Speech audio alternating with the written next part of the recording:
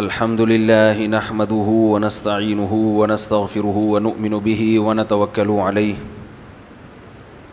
ونعوذ بالله من شرور أنفسنا ومن سيئات أعمالنا من يهده الله فلا مضل له ومن يضلل فلا هادي له ونشهد أن لا إله إلا الله وحده لا شريك له ونشهد أن محمدًا عبده ورسوله صلى الله تعالى عليه وعلى آله وأصحابه وبارك وسلم تسليمًا كثيرًا أما بعد فأعوذ بالله من الشيطان الرجيم بسم الله الرحمن الرحيم ونادى أصحاب الجنة أصحاب النار أن قد وجدنا ما وعدنا ربنا حقا فهل وجدتم ما وعد ربكم حقا. ہم 2019 رمضان اس کا آج کون سا بیان ہے؟ چھٹا بیان ہے. چھٹا ہے پانچواں ہے؟ چھٹا ہے. ہم نے سورہ بقرہ بھی پڑھ لی، سورہ آل عمران بھی پڑھ لی، سورہ نساء بھی پڑھ لی اور بھی صورتیں پڑھی ہیں. آج ہم کہاں پہنچے ہیں؟ سورہ اعراف چل رہی ہے. سورہ بقرہ میں بنی اسرائیل کا بہت کثرت سے تذکرہ ہے اور کچھ احکام سے متعلق آیتیں ہیں. احکام سے متعلق ایک آیت جس کی طرف اکثر لوگوں کی توجہ نہیں جاتی وہ میں تذکرہ کروں گا، باقی پھر وہ مضامین آگے بھی آتے رہیں گے تو ہم اس پہ آگے انشاءاللہ بات کرتے رہیں گے. لیکن یہ جو آیت ہے یہ آگے اس موضوع سے متعلق قرآن میں بیان نہیں ہوا تو اس لیے میں اس کو آج تھوڑا سا بیان کروں گا. سورہ بقرہ کی سب سے لمبی آیت، بلکہ قرآن کی جو سب سے لمبی آیت ہے اس کو آیت مداینہ کہا جاتا ہے. یا ایھا الذین آمنوا اذا تداینتم بدین الی اجل مسمى فاکتبوہ. اے ایمان والو، جب بھی کسی سے ادھار کا کوئی معاملہ کرو تو اسے لکھ لیا کرو. اور واستشہدوا شہیدین من رجالکم، 2 آدمیوں کو گواہ بھی بنا لیا کرو. فإن لم یکونا رجلین، 2 آدمی نہ ملیں، فرجل وامرأتان، تو 1 مرد اور 2 عورتیں، ان کو گواہ بنا لیا کرو. ان تضل احداہما، 2 عورتوں کا ہم اس لیے کہہ رہے ہیں کہ ایک اگر بھول جائے فتذکر احداہما الاخری، تو دوسری اس کو یاد دلا دے. تو 2 عورتیں گواہی میں 1 مرد کے برابر ہیں. نکاح میں بھی ایسا ہی ہے، 2 مرد یا 1 مرد اور 2 لیڈیز، ٹھیک ہے نا. تو اللہ تعالیٰ نے اس آیت میں ہمیں حکم دیا کہ لین دین کا کوئی بھی معاملہ ہو تو کس فارم میں ہونا چاہیے؟ ریٹن میں، اور صرف ریٹن فارم میں بھی نہ ہو بلکہ اس پر گواہ بھی موجود ہو. آج دینداروں میں یہ بہت بڑی مصیبت آ گئی ہے کہ وہ معاملات میں صاف نہیں ہوتے، لکھت پڑھت نہیں کرتے، اعتماد پہ زبانی چل رہے ہوتے ہیں. کسی سے کوئی ایگریمنٹ ہونا، اگر کہو بھائی لکھ لو، کیا لکھنا کیا یار، زبان ہوتی ہے انسان کی. کیا کہتے ہیں؟ انسان کی زبان ہوتی ہے، یہ زبان دے دی نا بس. یہ ہوتا ہے کہ نہیں ہوتا؟ اتنے خراب معاملات چل رہے ہیں گھروں میں، معاملات میں، خرید و فروخت میں، وصیت میں، کچھ پتہ ہی نہیں ہے کسی کا. اس کے بعد جو بدگمانیاں پھیلتی ہیں، لڑائیاں ہوتی ہیں، آپس میں اختلاف ہوتا ہے، گولیاں چلتی ہیں، وہ صرف اس لیے ہوتی ہیں کہ شروع سے معاملات کلیئر، بولو بھائی، نہیں ہوتے. میں نکاح پڑھاتا ہوں نا تو مہر کی جگہ خالی ہوتی ہے.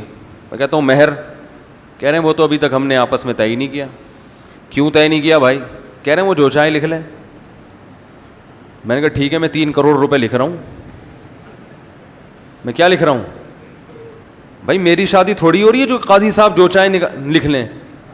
لڑکے سے پوچھو, اب لڑکا وہاں شرمندہ, اب لڑکی والے وہاں جو بھی بول دیں وہ کم کراتے ہوئے شرم محسوس کر رہا ہے. اور اگر لڑکے سے پہلے پوچھ لو کتنا, تو وہ اتنا تھوڑا بتائے گا کہ اب لڑکی والے بڑھاتے ہوئے شرم محسوس کر رہے ہیں. بھرے مجمع میں لوگ کیا بولیں گے بھائی. تو یہ ہے معاملات. یہ تو پہلے سے طے ہونا چاہیے نا کہ مہر کتنا ہونا چاہیے, اور لکھوا لیں نکاح نامے پہ. پہلے مہر, سب سے پہلے کیا لکھوانا ہے؟ مہر. تو معاملات میں لکھت پڑھت اور اس میں صفائی نہیں ہے ہمارے معاشرے میں. وراثت میں تو بہت ہوتا ہے. یہ جو قرآن کی آیت سمجھ میں آئی, نبی صلی اللہ علیہ وسلم نے ارشاد فرمایا, صحیح بخاری کی حدیث ہے, کہ کسی مسلمان, کسی شخص کے لیے جو آخرت پر ایمان رکھتا ہو, اللہ رسول پہ ایمان رکھتا ہو, یہ حلال نہیں ہے کہ اس کے ذمے کوئی مالی لین دین ہو اور وہ لکھے نہیں اس کو, اور 3 دن گزر جائیں اس پر. مالی لین دین ہو اور 3 دن گزر جائیں اور وہ لکھے نہیں. بتاؤ آپ میں سے کتنے لوگ ہیں جنہوں نے اپنا سارا حساب و کتاب لکھا ہوا ہے اور اسے اپڈیٹ کرتے رہتے ہیں؟ میرا خیال ہے شاید ایک آدھ ہو. کوئی ہے تو ہاتھ کھڑا کرے ذرا. آپ نے لکھا ہوا ہے, آپ نے لکھا ہوا ہے, سب لکھا ہوا ہے. چلو 2-4 نکل آئے. آپ نے بھی لکھا ہوا ہے, میں نے بھی لکھا ہوا ہے الحمدللہ. تو ایک ایک چیز کس میں ہونی چاہیے؟ میں تھوڑا اپنا بتا دیتا ہوں میں نے کیا لکھا ہوا ہے, صرف شو مارنے کے لیے نہیں, یہ بتانے کے لیے کہ ایسے لکھا جاتا ہے. میں نے لیپ ٹاپ میں ایک فولڈر بنایا, اس کے اوپر لکھا وصیت نامہ, یعنی میں اگر مر جاؤں تو یہ فوراً کھول کے دیکھ لیا جائے. اس میں اپنے گھروں میں جو کچھ سامان ہے ان میں کون سا میرا ذاتی ہے, کون سا گھر والوں کا ہے, وہ لکھا ہوا ہے. باہر یہ سمجھ میں اگر مر گیا تو پتہ ہونا چاہیے کہ کس مال میں وراثت جاری ہوگی اور کون سا مال میرا نہیں, کیونکہ اس میں بدگمانی ہو سکتی ہے, بدگمانی ہو سکتی ہے. یہ لکھا ہوا ہے میں نے.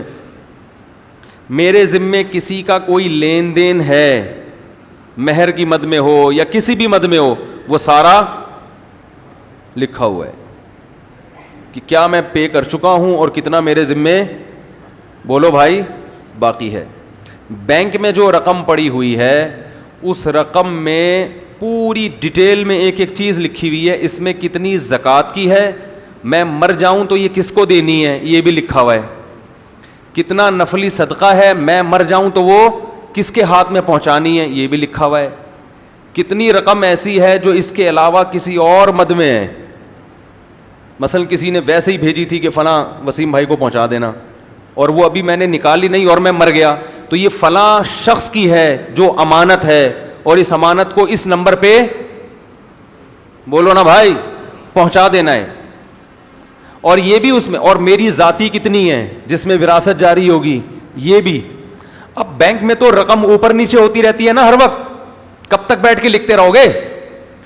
اب نہیں آ رہا بھائی آپ کو سوال پیدا ہوگا کہ یہ تو روزانہ رقمیں آتی جاتی رہتی ہیں, کیا صبح سے شام بیٹھ کے یہی کرتے رہیں گے؟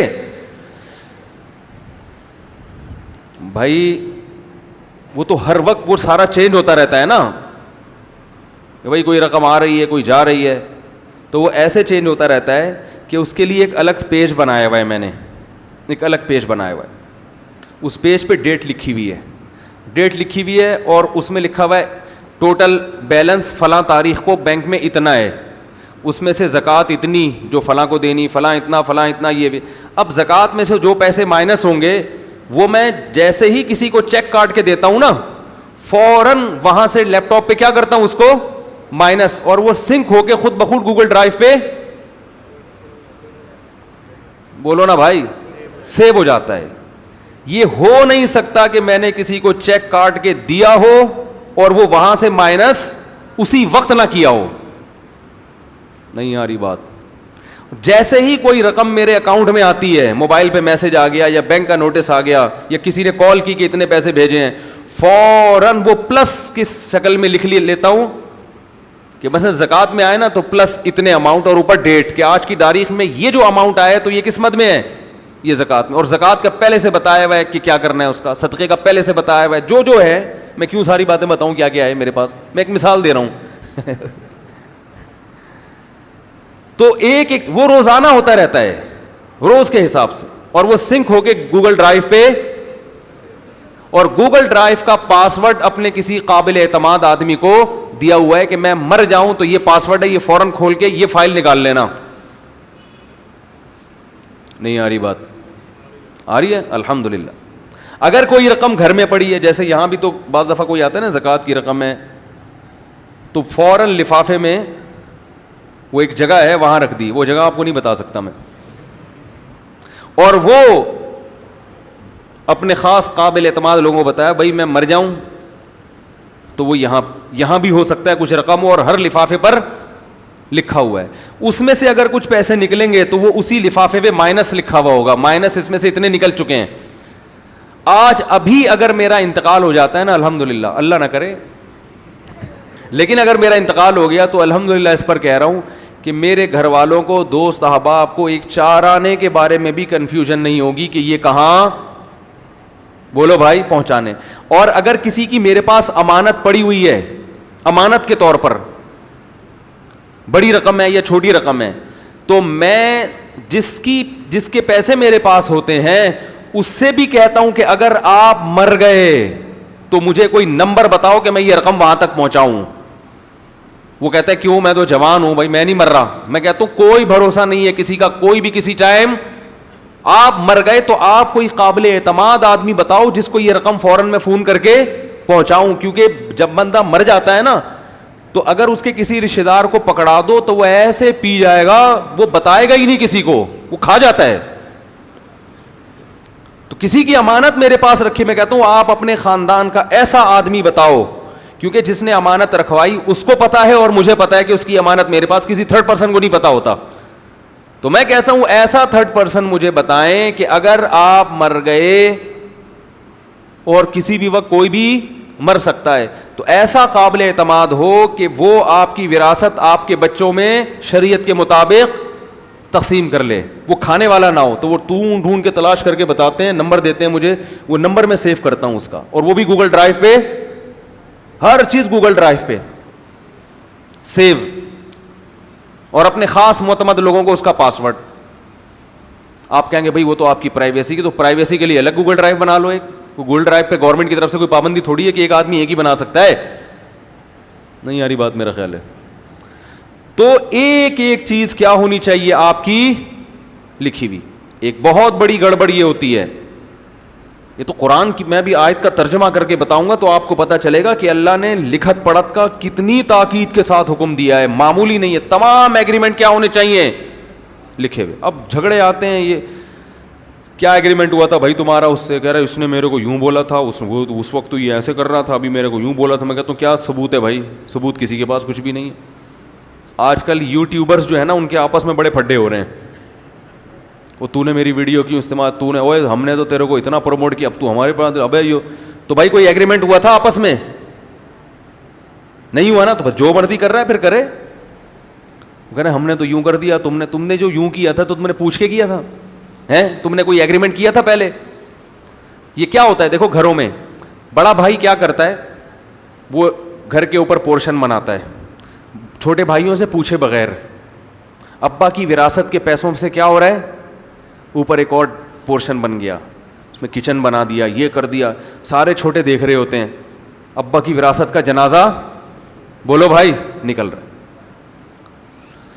پھر کچھ دنوں بعد چھوٹوں کو خیال آتا ہے ابا کی وراثت, ہمارے ایک عدد ابا ہوا کرتے تھے, ہیں ایک عدد ہمارے ابا ہوا کرتے تھے, سنا ہے وراثت, وہ تو اس وقت تو ناسمجھ ہوتے ہیں نا وہ.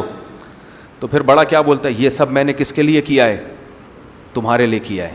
اب مفتی سے پوچھتے ہیں, مفتی کہتے ہیں اپنی جیب سے تاوان بھرے گا یہ.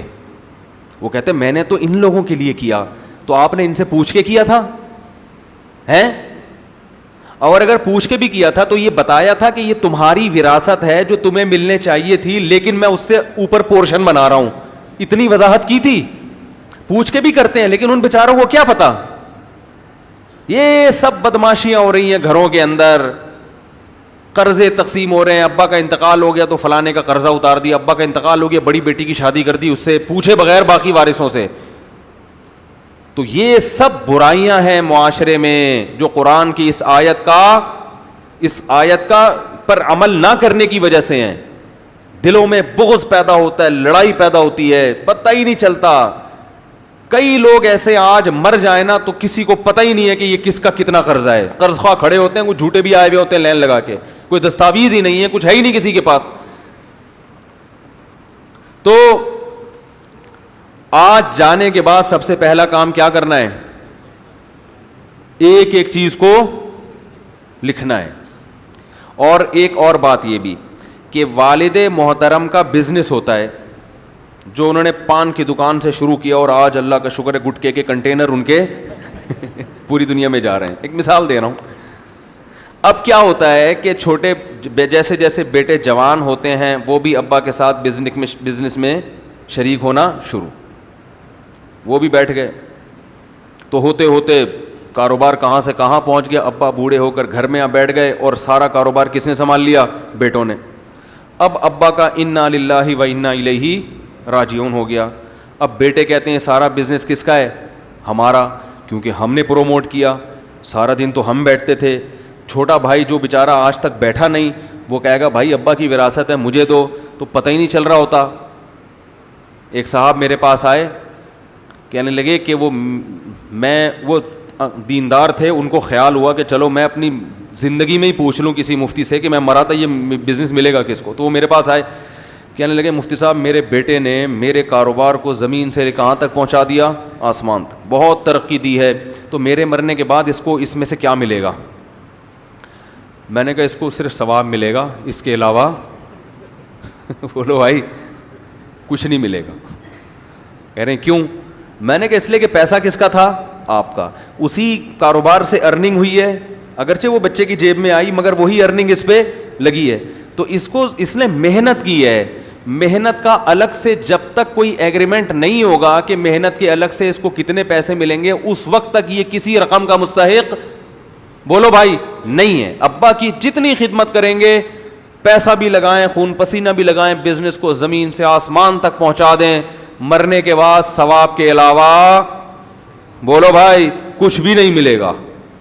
جب میرا یہ بیان بہت سے لوگوں میں گیا تو بہت سے بیٹوں کو خیال آیا کہ یار اگر صرف ثواب ہی مل رہا ہے تو ہم پاگل ہیں یار سارا دن وہ جو دوسرا بھائی ہے ہمارا وہ تو ایک دھیلا بھی ایک دن بھی دکان میں نہیں بیٹھتا, اور کم بخت وہ سارا اس کو بھی اتنا ہی ملے گا جتنا ہمیں.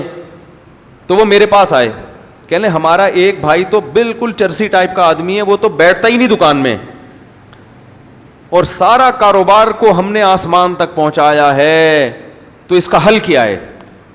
میں نے کہا اس کا حل یہ ہے, ابھی ابا زندہ ہے. انہوں نے کہا زندہ ہے. میں نے کہا ابھی حل ہو سکتا ہے, ابا کو بلاؤ, ابا کو بولو کہ یہ سارا کاروبار کس کے نام کر دیں؟ ان دو بیٹوں کے نام کر دیں جو کاروبار کو بولو بھائی رن کر رہے ہیں, کیونکہ باقی کچھ بھی نہیں کر رہے.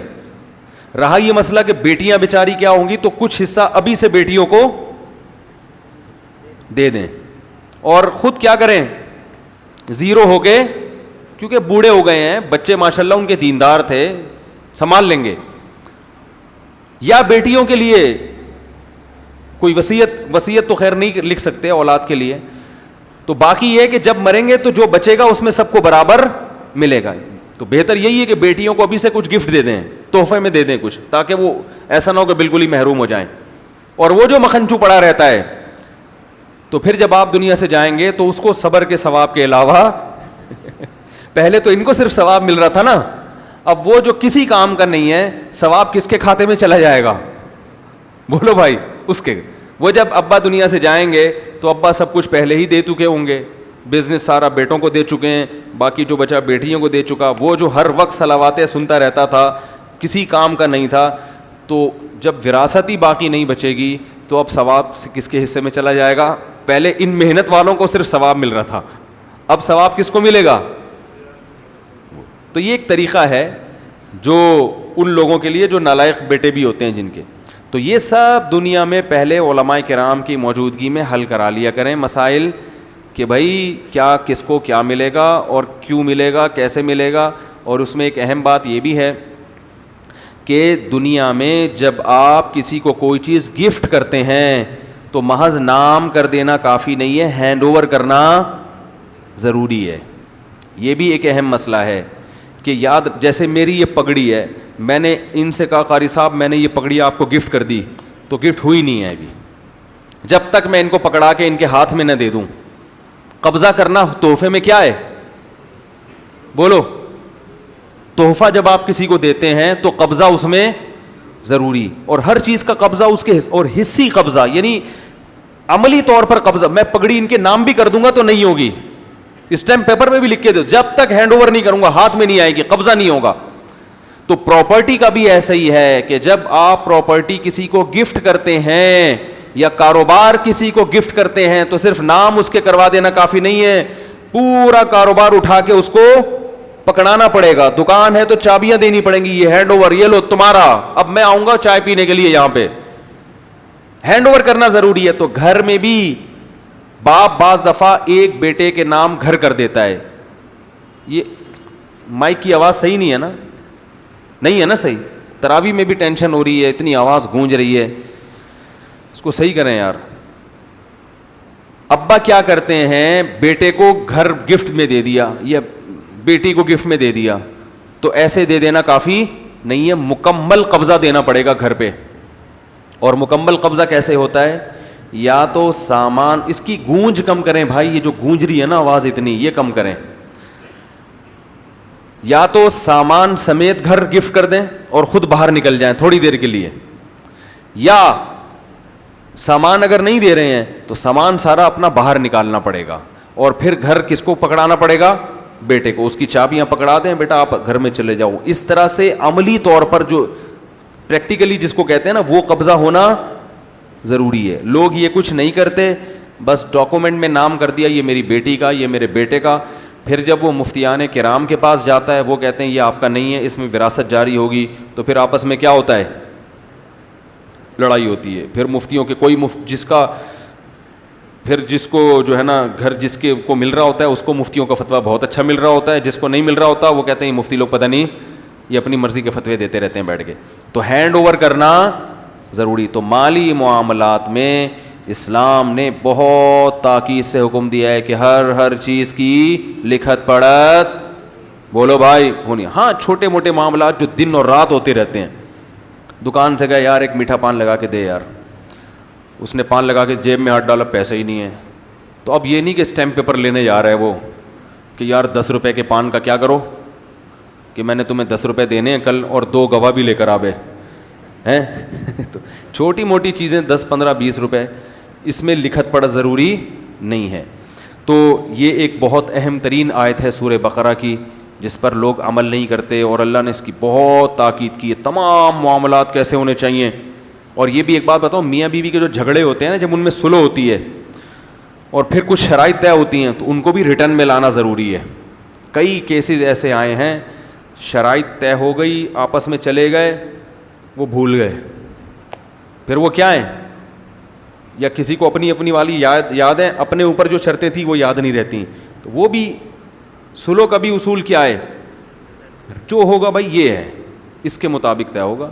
تو ہر چیز جو بھی اہم ضروری چیزیں ہیں وہ کس میں ہونی چاہیے, ریٹرن میں. اور یہ یاد رکھیں کہ لوگ کیا کرتے ہیں, آپس میں بہن بھائیوں میں جو معاملات ہوتے ہیں اس کو ریٹرن میں نہیں لے کر آتے, حالانکہ اس کو ریٹرن میں لانا زیادہ ضروری, کیونکہ رشتے یہاں سے ٹوٹتے ہیں. غیر کے ساتھ لڑائی ہو جائے یہ اتنی بری نہیں ہے, اپنوں کے ساتھ لڑائیاں ہو جانا, بولو بھائی, بہت برا عمل ہے. میرے پاس کئی لوگ آتے ہیں کہ جی وہ ابا کی وراثت تقسیم ہوئی, یہ چیز مشترک ہے. میں نے کہا بابا مشترک نہیں رکھنا بیٹا, مشترک میں یہ ہوگا کہ ایک گھر میں سب مشترک رہیں گے, دوسرا کچھ بھی کام کرے گا تو اس کو کھلے گا, یہ بولے گا یہ نل کا یہاں کیوں لگا رہا ہے, میرے لحاظ سے تو یہ نل کا ٹھیک نہیں ہے. وہ کہے گا تیرے باپ کا گھر ہے, میرا بھی تو ہے اس میں حصہ. تو پھڈے وڈے, تو بہتر ہے کہ تمیز سے الگ الگ رہو اور دل کو آپس میں جوڑ کے رکھو, اور خود فزیکلی جڑ کے رہو گے, دل آپس میں ٹوٹے رہیں گے, یہ چیز نقصان دہ. اور ایک ظلم یہ بھی ہوتا ہے کہ ابا کے مرنے کے بعد اکثر امائیں یہ کرتی ہیں کہ ابا کی وراثت سے بیٹیوں کی شادیاں کرنے لگتی ہیں. وہ ابا کی وراثت سے کیا کرتی ہیں, بیٹیوں کی شادی, بیٹے اپنا حصہ مانگے تو اماں غیرت دلاتی ہیں, دودھ نہیں بخشوں گی اور تیری بیٹیاں بھی ہو وہاں ہو, یہ سب ہو جاتا ہے. تو آپ کو وراثت تقسیم کرنی پڑے گی. پھر بھائیوں کو چاہیے وہ مل جل کے اپنی بہن کا خیال کریں. اول تو لڑکی کی شادی پہ تو کوئی خرچہ ہے ہی نہیں, لیکن چلو معاشرہ کروا رہا ہے تو پھر یہ, لیکن وراثت میں سے کوئی بھی حصہ کسی کے لیے نہیں رکھا جاتا. تو بعض مائیں تو بیٹیوں کے لیے کرتی ہیں, بعض بیٹیوں پہ ظلم کرتی ہیں کہ بیٹیوں کو دینے نہیں دیتی. وہ کہتی ہیں بیٹوں کا ہے, بیٹیاں وہ تو اپنے گھر کی ہو گئی. جو اپنے گھر کی ہو یا نہ ہو, کروڑ پتی ہو یا غریب ہو, وراثت میں اس کو حصہ اتنا ہی ملے گا جتنا غریب کو ملے گا, اور ملے گا. سمجھ رہے ہیں کہ نہیں سمجھ رہے؟ اور بیوی کو ملے گا, بہنوئی کو نہیں آ رہی بات, بہن کو ملے گا, بہنوئی کو. یہ بھی گڑبڑ ہوتی ہے, بہن کا حصہ بہنوئی مانگنے آ رہا ہوتا ہے, دے میری بیوی کا حصہ. او بھائی تیرا تھوڑی ہے. تو بہن کو جب وراثت دینی ہو چپکے سے بلاؤ, چیک پکڑا دو, بولو پتلی گلی سے نکلو, بھیا کو پتا, یعنی آپ کے بھیا, ٹھیک ہے نا, جو بہنوئی ہیں ان کو پتا نہ چلے. بہت کم شریف قسم کے بہنوئی مارکیٹ میں پائے جاتے ہیں کہ جو بیوی کی وراثت ملے تو بڑے خوش ہوتے ہیں اور کہتے ہیں بیگم چلو اچھا ہوا اللہ نے تمہیں بھی.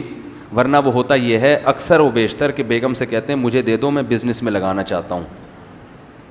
اور لینے کے بعد پھر آج کل لوگ چنگیز خان کے ساتھ اگر کوئی شرکت کا معاملہ ہو نا, اس کو پروفٹ نہیں دیتے, بیوی کو کون دے گا پروفٹ؟ قرآن کے الفاظ ہیں وَإِنَّ كَثِيرًا مِّنَ الْخُلَطَاءِ لَيَبْغِي بَعْضُهُمْ بَعْضًا. پارٹنرشپ پہ جب بھی کوئی کام کرو گے, قرآن کہہ رہا ہے اکثر پارٹنر ظلم کرتے ہیں. یہ قرآن کے الفاظ ہیں, اور تجربہ آپ لوگوں کا مجھ سے زیادہ ہوگا. پارٹنرشپ پہ جب بھی چلو گے تو معاملہ کیا ہوگا؟ خراب.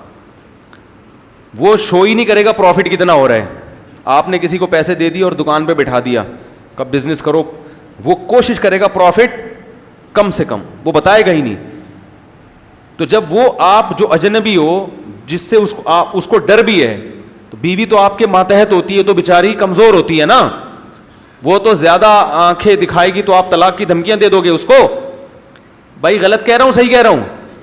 تو اس لیے بیگم کے ساتھ اگر کاروبار کرنا ہے بہت برکت ہوتی ہے اس میں, لیکن اس کے لیے شرافت حد سے زیادہ ہونی چاہیے. ایسا شریف ہو جو آرڈر پہ بنوایا گیا ہو, ایسا شریف بہنوئی. بہت ہی نیک آدمی ہوگا جو بیگم کے ساتھ معاملات میں, بولو بھائی, کیونکہ بیوی شوہر کا کچھ بگاڑ نہیں سکتی, اس کو نہیں دو گے تو وہ تو طلاق کی دھمکیاں دیتے ہیں نا.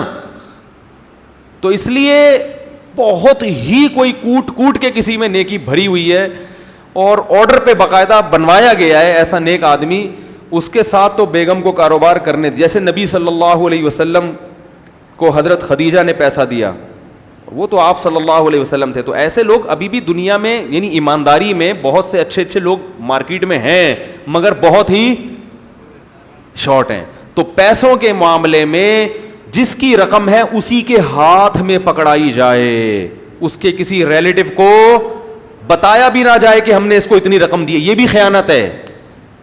آپ نے کسی کو دے دیے, چھوٹے بھائی کو پیسے دیے وراثت کے, بڑے کو نہ بتاؤ. چھوٹا خود بتائے بڑے کو کہ مجھے اتنے پیسے ملے, آپ نہ بتاؤ. یہ بہت گڑبڑ ہو رہی ہے آج کل. کسی کی امانت ہوتی ہے, مجھے یہاں ایسا ہوتا ہے کوئی صاحب زکوٰۃ کی رقم دینے کے لیے آئے, میرے پاس فون آیا کہ آپ تھے نہیں تو میں نے فلاں کو پکڑا دیے. میں نے کہا گئی دفعہ ہو, اب مجھ سے نہیں پوچھنا کہ کہاں گئی, کیوں پکڑائی فلاں کو بھائی آپ نے. تو میرا کوئی نمائندہ کہیں بھی نہیں ہے. یہ صرف اپنی بات نہیں کر رہا, میں ایک اصولی بات کر رہا ہوں. جب کسی کو جو چیز, یا تو کسی نے کہا ہو کہ فلاں کو پکڑا دو, جب تک نہیں کہا تو آپ نے کیوں پکڑائی کسی کو؟ یہ تو خیانت ہے. پھر اس میں یہ بھی ہوتا ہے کہ آپ جب کسی کو پکڑا, جیسے آپ نے کسی اور کو پکڑا دی, 1,00,000 روپے مثلاً پکڑا دیے, اب دوسرے کے دل میں کیا آ جاتی ہے؟ لالچ, کہ مفتی صاحب کو 1,00,000 روپے زکوٰۃ کے دیے, تو وہ آ جائے گا, وہ گھر کے گرد کیا شروع کر دے گا؟ طواف. صاحب آپ کو 1,00,000 روپے دیں گے, وہ اگر 20,000 روپے نا, میری بہن کی شادی ہونے والی ہے میرے ساتھ. اب اس کو جان چھڑانا مصیبت. اب اس کو بول کے دکھاؤ کہ نہیں بھائی وہ فلاں کہہ رہے آپ کو غریبوں کے لیے دیا نا مفتی صاحب, تو میں نے بتا دیا نا میں غریب ہوں. یہ سارے معاملات کہاں ہوتے ہیں؟ پیسوں کی لالچ ہر آدمی میں ہے, ہر آدمی میں. اگر کسی کو پتہ چل جائے نا اس کی جیب میں 1,00,000 روپے زکوٰۃ کے ہیں, آدھے لوگ یہاں کیا بن جائیں گے؟ غریب. بولیں گے یار وہ اصل میں ابھی تو سب ایسے ایسے کر رہے ہیں, بعد میں ان سے ملیں گے. واقعی ہیں؟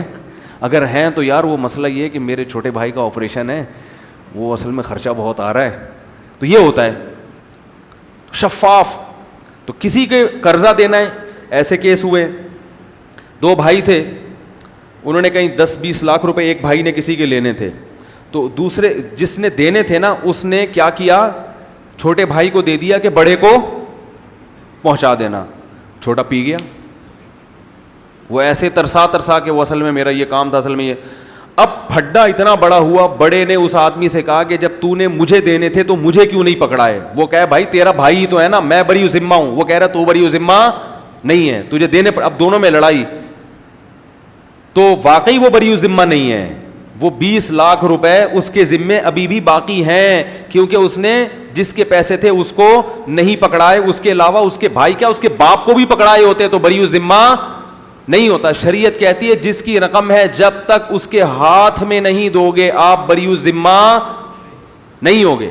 شوہر کی رقم دینی ہے, اگر بیوی کو پکڑا دی تو بری ذمہ نہیں ہوگے. بیوی کو رقم دینی اگر شوہر کو پکڑا دی تو بری ذمہ نہیں ہوگے, جب تک اس کے ہاتھ میں رقم نہیں پہنچ جاتی. یہ مسئلہ سمجھ میں آ گیا کہ نہیں آ گیا؟ جس کی امانت ہے, کوئی قرضہ واپس کرنا ہے یا پیمنٹ کرنی ہے, کوئی چیز خریدی ہے, تو جو اصل بندہ ہے آپ کو اس تک بولو بھائی پہنچنا پڑے گا. سمجھ گئے یہاں تک؟ ہاں نابالغ کا معاملہ ہے تو وہ اس کے باپ سے کیا جائے گا, اور باپ کو بھی شریعت نے بہت سخت پابند کیا نابالغ کے مال میں کہ آپ اس کی پراپرٹی بیچ نہیں سکتے نابالغ کی, ورنہ اس سے بھی بزنس ہو رہے ہوتے ہیں, سب ڈبا دیتے ہیں.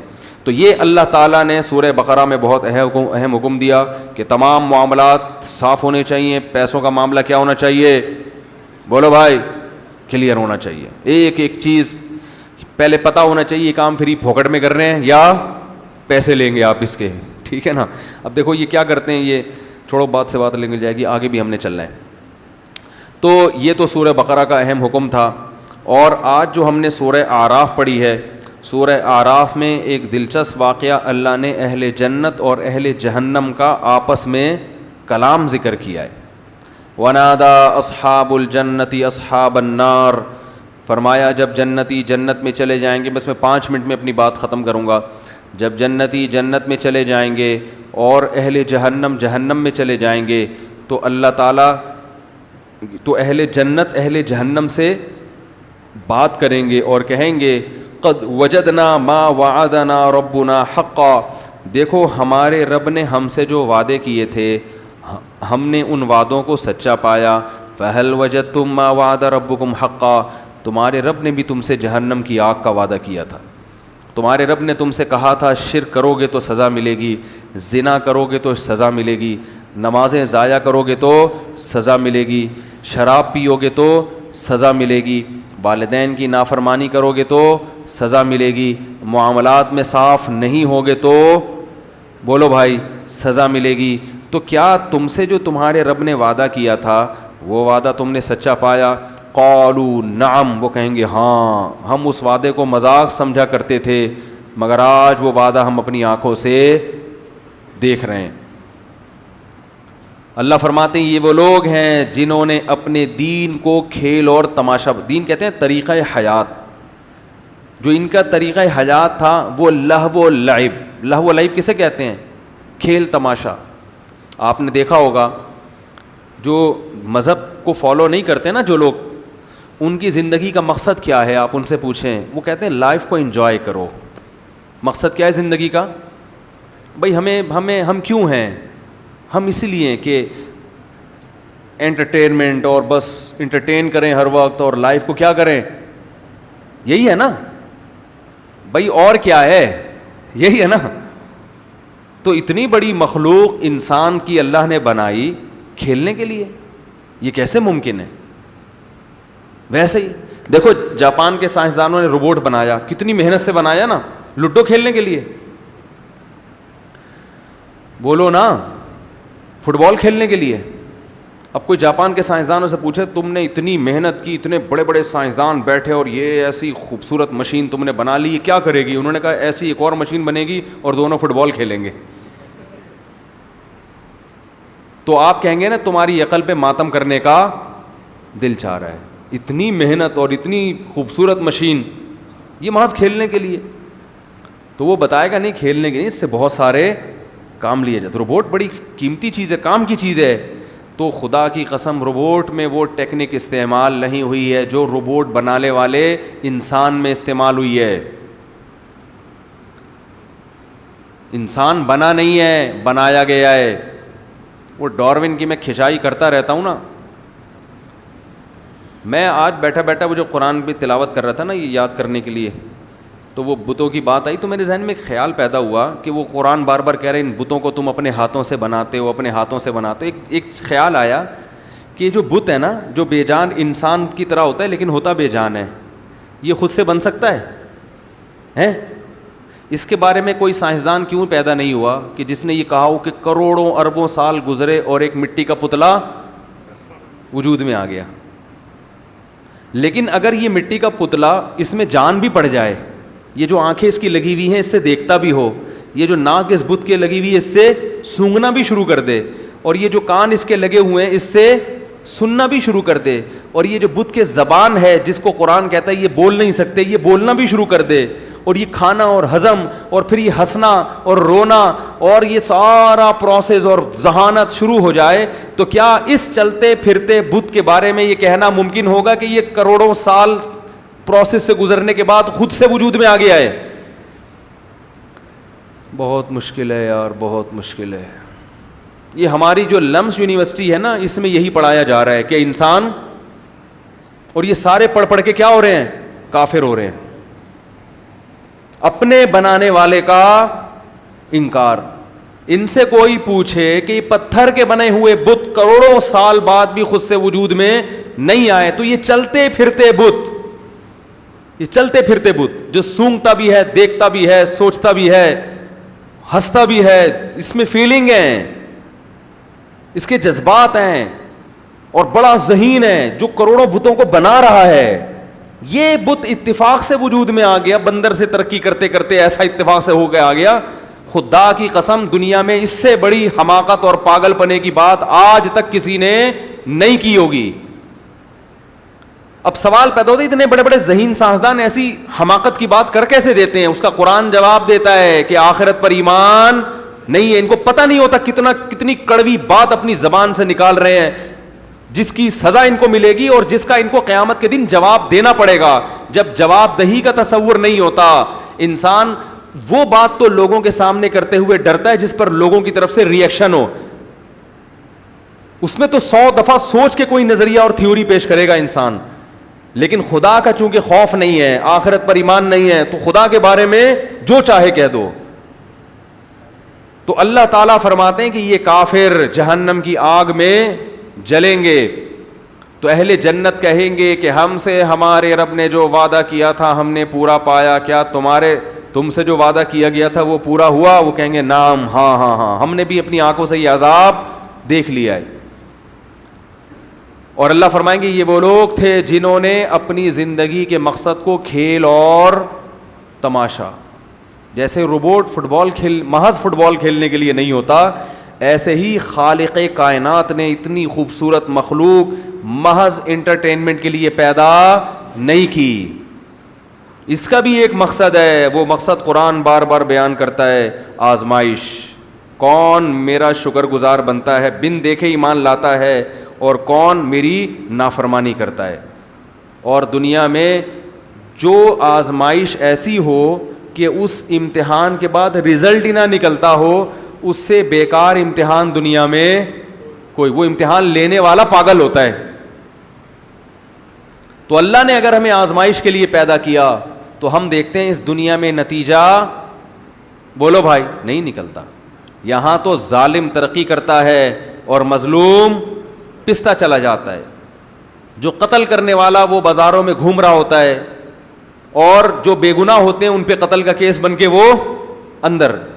سچے لوگوں پہ تہمتیں لگتی ہیں, وہ مجرم نہ ہونے کے باوجود بدنام ہو جاتے ہیں, اور جو اصل مجرم ہوتے ہیں ان پہ وہ متقی اور پرہیزگاری کے روپ میں گھوم رہے ہوتے ہیں. یہ تو بڑا 2 نمبری ہے اس دنیا میں. صاف پتہ چلتا ہے کہ وہ امتحان کا رزلٹ اس دنیا میں اناؤنس نہیں ہوتا, اس کے لیے اللہ نے الگ جہان رکھا ہے, الگ جہان رکھا ہے. تو جو بھی اس بات کو نہیں مانتے وہ اپنی دنیا کے مقصد کو صرف کھیل اور تماشا بناتے ہیں. تو قرآن کہتا ہے یہ جب جہنم کی آگ میں جلیں گے تو ان سے کہا جائے گا الذین اتخذوا دینہم لہوا ولعبا, یہ وہ لوگ ہیں جنہوں نے اپنے دین کو کھیل اور تماشا بنا لیا تھا. اور اس میں وہ لوگ بھی داخل ہیں جو مذہب کو فالو کرتے ہیں مگر انہوں نے اپنے مذہب کو, جو جس کو اسلام کہا جاتا ہے برحق مذہب, اس اسلام کو کھیل اور تماشا بنا لیا, وہ لوگ بھی اس میں داخل ہیں. آج دیکھیں نا, مذہب کے ان چیزوں کو فالو کیا جاتا ہے جن کا تعلق انٹرٹینمنٹ سے ہے. مذہب کے نام پہ قوالیاں ہو رہی ہیں, ناچ رہے ہیں, ڈھم ڈھم, نبی کی محبت میں کیا کر رہے ہیں. آپ مزاروں میں جا کے دیکھیں, قوال بیٹھا ہوگا منہ میں پان رکھ کے, بڑے بڑے سے بال ہوں گے اور وہ جھوم رہا ہوگا ڈھم ڈھماڈم ڈھم ڈھمام, ادھر ناچ گانے چل رہے ہوں گے. گناہ بھی ہو رہا ہے اور لیبل کیا لگایا جا رہا ہے, نبی کی. بولو بھائی, تو یہ بھی دین کو کھیل, اور اس کے لیے پیغمبروں کو اللہ نے بھیجا ہے. ان چرسیوں کے لیے بھیجا اللہ نے پیغمبروں کو, ان چیزوں کو پروموٹ, بھنگ پی کے اور چرس پی کے لگے ہوئے ہیں سارے, اور دھمال آ رہا ہے. وہ دیکھا ہوگا آپ نے یوٹیوب پہ کرنٹ والے بابا, وہ پڑھ رہے ہیں, کوئی بندہ آتا ہے اس کو یوں لگایا, وہ گھومتا ہے. یہ کون سا بابا ہے بھائی؟ کیا پیغمبروں کی تعلیمات ان حماقتوں کے لیے تھیں, ان ناچنے والے لوگوں کے لیے ہیں؟ یہ چیزیں پیغمبر پروموٹ کر کے گئے ہیں دنیا میں. اللہ نے اس کے لیے پیغمبروں پہ پتھراؤ ہوا ہے, ان کے خون جوتوں سے بھرے ہیں, وہ اس چیز کے لیے ہوا ہے یہ سب کچھ. فلانے بابا وہ آ رہا ہے تو کرنٹ لگ رہا ہے, وہ بابے آ کے سر وہ بابا کا ہاتھ چومتے ہیں تو وہ کلابازیاں کھاتا ہے. سب کو چترول لگاؤ ایک دفعہ تمیز سے, سب سیٹ ہو جائیں گے. مزاروں پہ جا کے دیکھو, دیگوں پہ دیگیں, لنگروں پہ لنگر, اور قوالیاں چل رہی ہیں, اور بے پردہ عورتیں بھی آ رہی ہیں, اور وہ جن چڑیل, کوئی جن اتارنے مزار پہ جا رہے ہیں, کوئی بھوت, اور جتنے لوگ مزاروں پہ جاتے ہیں انہی پہ جن چڑیل بھوت چمٹتے ہیں. ایک صاحب مجھے کہنے لگے میں جب جن چڑھتا ہے تو میں مزار پہ جاتا ہوں, جن اتر جاتا ہے. میں نے کہا تم پہ چڑھتا ہی اس لیے ہے کہ اس کو پتا ہے کہ یہ کہاں جائے گا, مزار پہ, اور وہ وقتی طور پر اتر جاتا ہے. میں نے کہا یہ بابا نہیں اتار رہے جن. کہہ رہے کیوں؟ بلکہ ایک صاحب کا تو فون آیا, ان کو فالج ہوا تھا بیچاروں کو, اللہ ان کو شفا عطا فرمائے, آدھا دھڑ ان کا مفلوج, علاج کر کے تھک گئے. تو ان کو کسی نے بتایا کہ فلاں مزار پہ جانا تو وہ وہاں سے تمہارا دھڑ ٹھیک ہو جائے گا. میں نے کہا دیکھو, وہ جو بھی بابا تھے, جو بھی نیک آدمی ہوں گے, اللہ ان کی مغفرت فرمائے, جب ان کا انتقال ہوا تھا تو ان کے دونوں دھڑ کیا ہو گئے تھے, مفلوج. انتقال میں یہی ہوتا ہے نا ادھر کا دھڑ کام کر رہے ہیں نہ ادھر کا. میں نے کہا پھر ان کو غسل دیا گیا, ان کے کپڑے اتارے گئے, ان کو ادھر لٹایا, یوں کرایا, تو وہ ان کا ایک دھڑ کیا ایک انگلی بھی کام ہے بھائی. تو جس بیچارے کے دونوں دھڑ کام نہ کر رہے ہوں, چاہے وہ کتنا بڑا بزرگ ہو, وہ آدھے دھڑ والے کو ٹھیک, بولو بھائی, اگر ان میں یہ ٹھیک کرنے کی طاقت ہوتی تو سب سے پہلے اپنا کم از کم آدھا دھڑ تو ٹھیک کرتے نا. کمال ہے جس کا آدھا دھڑ خراب ہے وہ ایسے کے پاس جا رہا ہے جس کے دونوں دھڑ کام, دھڑ سمجھتے ہیں نا آدھا پورشن جس باڈی کا. تو ان کی سمجھ میں آیا الحمدللہ وہ حاجات پوری کروانے کے لیے مزار نہیں ہیں, اس کے لیے مسجدیں ہیں, اللہ کے گھر ہیں. اللہ کے گھر میں یہاں دعا مانگو, اور تگڑی دعا مانگنی ہے تو بیت اللہ پہنچ جاؤ, سیدھا اللہ کے اصل اوریجنل گھر. یہ بھی اوریجنل گھر ہے, وہ بالکل مرکز ہے, وہ تمام گھروں کا سر. بیت اللہ میں جا کے دعائیں مانگو, غلاف پکڑ کے دعائیں مانگو, اور ملتزم سے چمٹ کے دعائیں مانگو. ہمارے نبی صلی اللہ علیہ وسلم نے ملتزم سے چمٹ کے دعائیں مانگی ہیں. وہ ایک ہمارے ساتھ ایک مولوی صاحب تھے, وہ کہہ رہے ایک دیہاتی آیا, میں نے وہاں ملتزم پہ دیکھا وہ چمٹ کے نا ملتزم دعا مانگ رہا ہے. وہ بیچارہ سیدھا سادہ دیہاتی, پھر مجھے آ کے بتا رہا ہے, کہہ رہے آج تو ہم نے اللہ کا گریبان پکڑ کے دعا مانگی ہے آج تو ہم نے اللہ کا گریبان پکڑ کے بولا ہے کہ میرا یہ کام کر دے. وہ سیدھا سادہ آدمی تھا بیچارہ, اس کو نہیں پتا. جیسے ہم بالکل کسی کا گریبان پکڑ لیتے نا, بھائی یہ کام کر, کہہ رہے آج تو ہم نے اللہ کا گریبان پکڑ کے بولا ہے کہ اللہ میرا یہ کام کر دے. تو وہ بیچارے کی اپنی تعبیر تھی, کوئی ہوتا تو فوراً گستاخ کا فتویٰ لگا دیتا اس کے اوپر. وہ جیسی اس سیدھا دیہاتی ویسی اس کی زبان, جو اس کے جذبات تھے وہ اسی الفاظ میں اس نے اس کو بتایا. تو حقیقت یہی ہے کہ جو ملتزم پہ کھڑے ہو کر جب بیت اللہ کی چادر کو پکڑ کے اور رخسار وہاں رکھ کے دعا مانگتے ہیں تو یہ ایسے ہے جیسے اللہ سے لپٹ کے دعا مانگ. تو یہ ہے, مسجد میں آؤ, گھر میں رات کو اٹھ کے اللہ سے دعا مانگو. مزار پہ اگر جا رہے ہو تو ان بزرگ کے لیے دعا مانگنے کے لیے, سمجھ میں آ رہی ہے بات؟ کہ بڑے بزرگ تھے, ان کی قبر پہ گئے تو ان کے لیے دعا مانگو کہ اللہ ان کے درجات اور زیادہ بلند کر دے, بس اس کے علاوہ کچھ بھی نہیں ہے. اس سے آگے بڑھو گے تو کیا ہو جائے گی؟ بدعت, ناجائز. تو یہ بھی دین کو کھیل تماشا بنانے والی بات ہے. قوالیاں ہو رہی ہیں, دھوم دھڑک کے ڈھم ڈھم ہو رہا ہے, اور کلابازیاں کھا رہی ہیں, وجد آ رہا ہے, یہ ہو رہا ہے, یہ بھی کیا ہے؟ تماشا. ڈانس ہو رہا ہے نبی کی محبت میں. ہم تو دیکھتے ہیں, اب تو باقاعدہ نعتوں پہ کیا چل رہا ہے. میں نے وہاں دیکھا, وہ سمندر کے کنارے کچھ لڑکے کیا کر رہے ہیں, ایک نعت چل رہی ہے اور ڈانس کر رہے ہیں. یہ بھی دین کو کیا ہے, یہ دین کے ساتھ کیا ہے یہ. اور نعتوں کے اسٹائل بھی اسی قسم کے آ رہے ہیں. نعت میں ایک وقار ہونا چاہیے, ایک نور ہونا چاہیے. نعت پڑھنے کا انداز ایسا جیسے کوئی فلم کا گانا ہو, تو یہ نعت کے ساتھ مذاق ہے یا نہیں ہے؟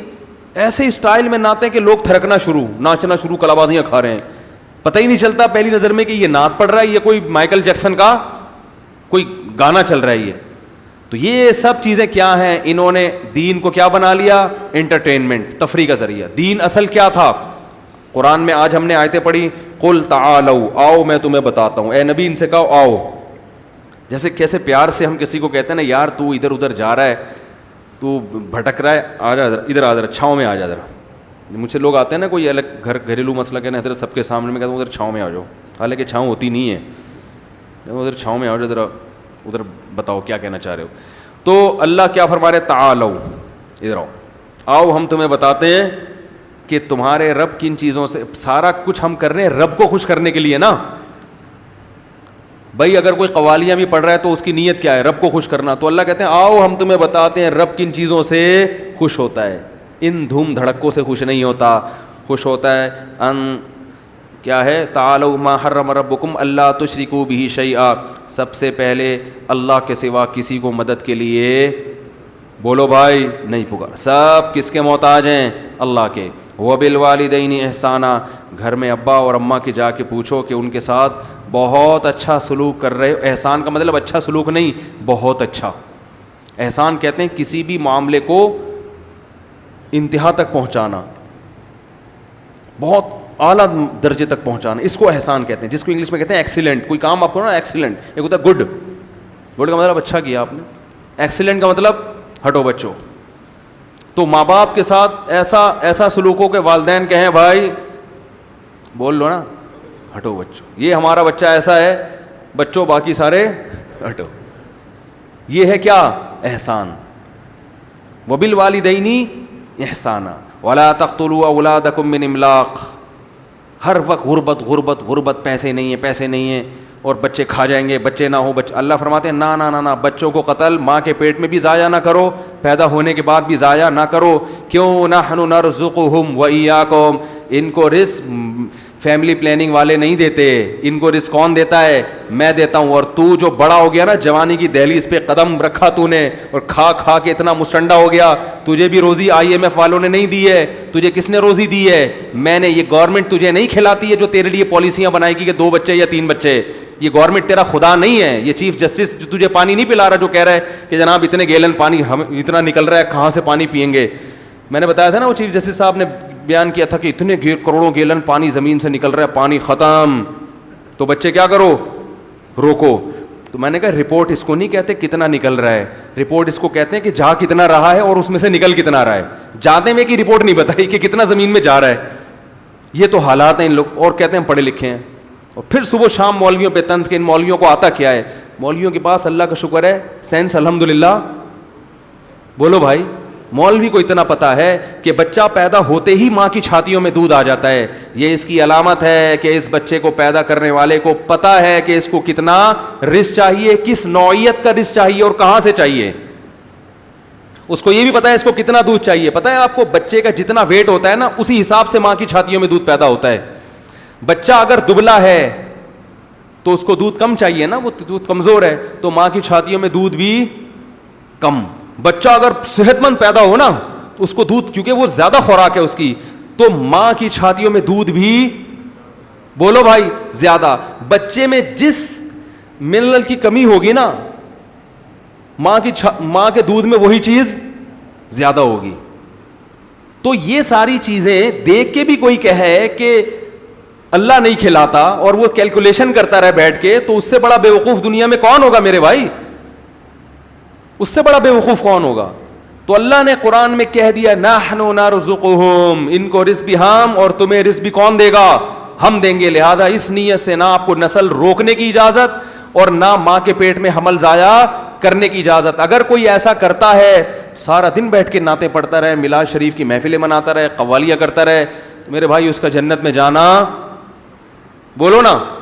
مجھے ایک پتہ ہے میرے بیان پہ ایک آدمی نے کمنٹ سے کہتے ان کے تو بات کرنے کی تمیز نہیں ہے, اخلاق ہی نہیں ہے, اور کیسے کیسے موضوعات کو یہ لوگوں میں جا کے چھیڑتے ہیں.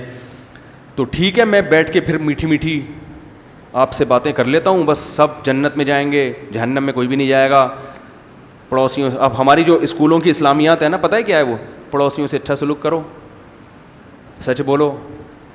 تو یہ تو عیسائی بھی کہتا ہے پڑوسیوں سے, کیا خیال ہے؟ ہندو بھی یہی کہتا ہے پڑوسیوں سے اچھا سلوک کرو, عیسائی بھی یہی کہتے ہیں, سسارے. تو یہ اسلام بھی کہتا ہے اس کو بھی, لیکن اس کے علاوہ بھی تو کچھ چیزیں ہیں نا. کیا ہو گیا بھائی؟ اس کے علاوہ بھی کچھ چیزیں جو اسلام کہتا ہے, اور اس کو جب فالو نہیں کیا جاتا تو بسا اوقات انسان کو غصہ بھی آتا ہے. ہمارے نبی صلی اللہ علیہ وسلم کو نہیں غضب آ جاتا تھا بعض دفعہ؟ آپ صلی اللہ علیہ وسلم ایک دفعہ بیان فرماتے ہوئے آپ کے چہرہ ایسا سرخ ہو گیا غضب سے کہ صحابہ کہتے ہیں ہماری چاہت ہوئی کہ کاش آپ صلی اللہ علیہ وسلم خاموش ہو جائیں تاکہ آپ پر یہ غضب کی کیفیات, بولو, ختم ہو جائیں. تو نسل کو روکا جا رہا ہے. بڑے بڑے دیندار لوگ ہیں, میرے پاس کال آتی ہیں, خانقاہوں میں منجے ہوئے, چلے لگے ہوئے, 4 مہینے لگے ہوئے, حضرت میں پہلے ہی غریب ہوں, تیسرا بچہ بھی پیدا ہو رہا ہے. میں کہتا ہوں یار تو ایسی بات نہ کرتا, اللہ نے تجھے کہہ لیا کمبخت, تجھے 6 فٹ کا بنا دیا, میں نے 6 فٹ کا بنا دیا, اور تیرے چربی آپریشن کرو اتنی نکلے گی. تو یہ غربت سے تو متاثر نہیں ہوا, تیری اولاد یہ بس یہیں آ کے بریک لگا دوں گا میں, اس سے آگے میرے پاس وسائل نہیں ہے کیا؟ کس قدر غصہ آئے گا اللہ کو. مجھے جو غصہ آ رہا ہے نا ان لوگوں پہ, اس لیے نہیں کہ میرا کوئی نقصان ہو رہا ہے, آپ کے 2 ہوں 4 ہوں 8 ہوں, میرا کیا فرق پڑتا ہے بھائی اس سے؟ میری صحت پہ کیا اثر پڑتا ہے؟ مجھے غضب اس لیے آ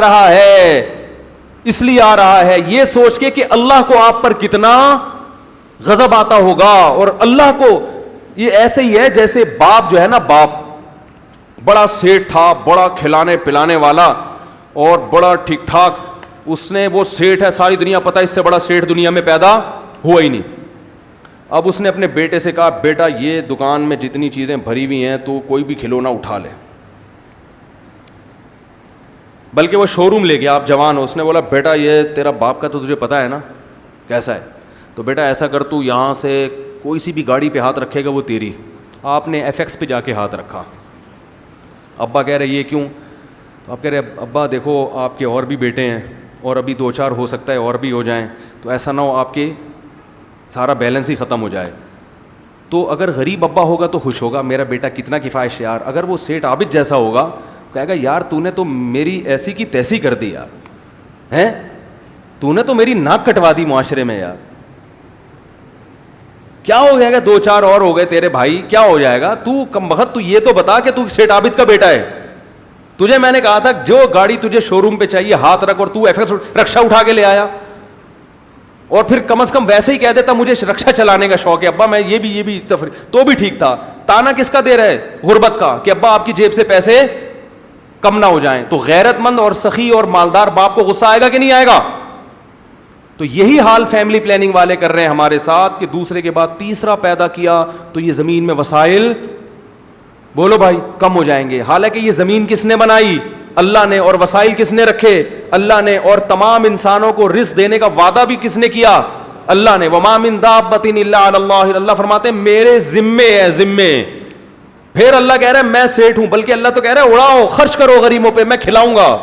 اور یہ کہہ رہا ہے نہ اپنی اولاد پہ بھی خرچ نہ کرو, غریب تو دور کی بات, اولاد کو بھی کھلایا تو میرے پیسے کم ہو جائیں گے. حالانکہ اولاد تو سب سے پہلے ہے. یہ سوچ ہے غیر مسلم کی, اور یہی ہمارے لبرل لوگوں کی. تبھی ایک کنجوس در کنجوس در کنجوس, اور دولت جمع کر کے ہم نے علماء کے ساتھ وقت گزارا ہے, بزرگوں کے ساتھ. خدا کی قسم ہم نے دولت مند علماء بھی دیکھے ہیں, غریب بھی دیکھے ہیں, مگر نہ غریب کے چہرے سے پتہ چلتا ہے کہ یہ غریب ہیں, اور نہ دولت مند کے چہرے سے تو لگتا ہے دولت مند ہے. ایسے بڑے بڑے دل اتنے. میں جب مدرسے میں گیا, میرے شیخ و مرشد, ان کو کسی نے کوئی ہدیہ لا کے دے دیا, بڑی رقم, ساری بانٹ دی انہوں نے نا طلبہ میں. اور خود زیرو. تو جب ہم کو اتنی بڑی عیدی ملی نا, ہم نے کہا اڑے تو ٹائٹ عیدی ہے. میں نے کہا یہ کیوں؟ انہوں نے کہا ویسے ہی. تو پھر وہ ہمارے استاد سے میں نے کہا انہوں نے تو بڑا ہدیہ دے دیا ہم لوگوں کو, یہ سب طلبہ کو بانٹ دیا اتنا. تو میں نے ان کو کہا کہ وہ تو خود اتنے پیسہ نہیں ہے ان کے پاس, انہوں نے اتنی ہمت کیوں کی؟ تو انہوں نے کہا نبی صلی اللہ علیہ وسلم نے فرمایا انفق یا بلال ولا تخش من ذی العرش اقلال, اے بلال خرچ کر اور عرش والے سے غربت کا خوف, بولو بھائی مت. ایک چھوٹا سا واقعہ سنا کے بات کو ختم کرتا ہوں. علماء کے ساتھ اٹھا بیٹھا کرو, دل بڑا ہوگا. بزرگوں کے ساتھ رہو, ان کی سخاوت کو جب اپنی آنکھوں سے دیکھو گے تو دل کیا ہوگا؟ بڑا. اور انہی لوگوں میں گھسے رہو گے نا جو تمہیں کیلکولیشن کر کے ہر وقت, تو اتنا سا دل ہو جائے گا ہر وقت کیلکولیٹر ہاتھ میں لے کے بیٹھے رہو گے, اتنے آئے اتنے گئے اتنے رہ گئے, یہ بھی نہ چلے جائیں, یہ بھی نہ چلے. دنیا مسافر خانہ ہے بھائی, کھاؤ پیو موج مستی کرو مر جاؤ, کب قبر میں تھوڑی لے کے جانا ہے. ہاں اڑاؤ نہیں, ضائع مت کرو, یہ ہم نہیں کہتے ضائع کرو. تو ہمارے استاذ کا واقعہ سنا کے بس بات ختم کرتا ہوں. میرے جو شیخ و مرشد ہیں, ہم نے دیکھو شیخ بھی کس قسم کے پالے ہوئے ہیں, معذرت پالے کا لفظ صحیح نہیں ہے لیکن دیکھ لو پھر بھی. تو لوگ آج کل بزرگ میں پتہ ہے کیا چیز دیکھتے ہیں؟ بس ذکر تسبیحات, ایسا بالکل بیٹھا ہوا ہو, ہل ہی نہ سکے, بس اس طرح کا بزرگ دیکھتے ہیں. تو ہم نے وہ بتا رہے تھے کہ میرا یہ معمول تھا, بہت پرانا واقعہ ہے. وہ کہتے ہیں میرا معمول ہے کہ میں صحیح بخاری اپنے بستر کے ساتھ رکھ کے سوتا ہوں. بعض لوگ صحیح بخاری اس لیے رکھتے ہیں تاکہ کھول کے لوگوں کو فرقہ واریت میں الجھائیں, ٹھیک ہے نا. یہ دیکھو اس میں تو یہ لکھا ہوا ہے امام حنیفہ کی تو یہ رائے ہے, اس میں تو یہ لکھا ہوا ہے فلانے کی تو یہ رائے ہے, تو ایک نئی دکان کھولنے کے لیے. تو وہ انہوں نے صحیح بخاری رکھی ہوئی ہے, کہہ رہے میں نے یہ عزم کیا ہوا ہے کہ جیسے ہی کوئی حدیث سامنے آئے گی تو کم از کم ایک مرتبہ اس پر عمل لازمی کروں گا. تو کہتے ہیں میں نے جب صبح اٹھ کے حدیث کھولی تو اس میں لکھا ہوا تھا کہ جو چاہتا ہے کہ اللہ اس کی عمر میں برکت دے, اسے چاہیے کہ رشتہ داری جوڑے, اسے چاہیے کہ رشتہ داری جوڑے. کہہ رہے میں نے کہا اب رشتہ داروں کے ساتھ کوئی اوکھا سلوک کرنا ہے نا, یہی کہتے ہیں نا پنجابی میں اوکھا, کوئی بڑا اچھا سلوک کرنا ہے. ہم ہوتے تو ہم کہتے آج سب سے سلام دعا کر کے خیریت پوچھو, اچھا سلوک ختم. کیا خیال ہے؟ میں نیت کرتا ہوں اچھا سلوک کرنے کی. فون اٹھایا, بڑے بھائی سے خیریت, اچھا وعلیکم السلام. چھوٹے بھائی سے خیریت, بہن سے خیریت, ابا اماں ٹھیک, چلو آج ہم نے سب سے کیا کر لیا, بولو بھائی. یہ ہوتا. تو کہتے ہیں کہ اللہ کی قدرت کہ کہتے ہیں کہ میرا ایک شاگرد تھا, ہاں کہتے ہیں میرے پاس, یہ پرانی بات ہے نا, تو میرے پاس کچھ پیسے پڑے ہوئے تھے 25,000 روپے. وہ 25,000 اس وقت ایک رقم تھی اور ان کے لیے تھی, کیونکہ ان کے پاس تو 25 بھی نہیں تھے نا, جو غریب ہو اس کے لیے تو 25,000 بہت ہے نا. تو میرے پاس پڑے ہوئے تھے کتنے؟ 25,000. تو وہ میں نے اپنی کسی ضرورت سے رکھے ہوئے تھے. کہہ رہے ہیں بالکل وہی ضرورت میرے بڑے بھائی کو بھی تھی. کہہ رہے میں نے کہا اچھا سلوک کا تقاضا یہ ہے کہ اپنی ضرورت کو قربان کر کے بڑے بھائی کی ضرورت پوری کر دو.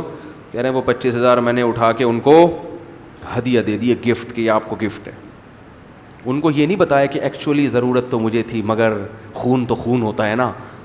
ہمارے یہاں 8 آنے کسی کو دے گا اور ڈائلاگ ایسے مارے گا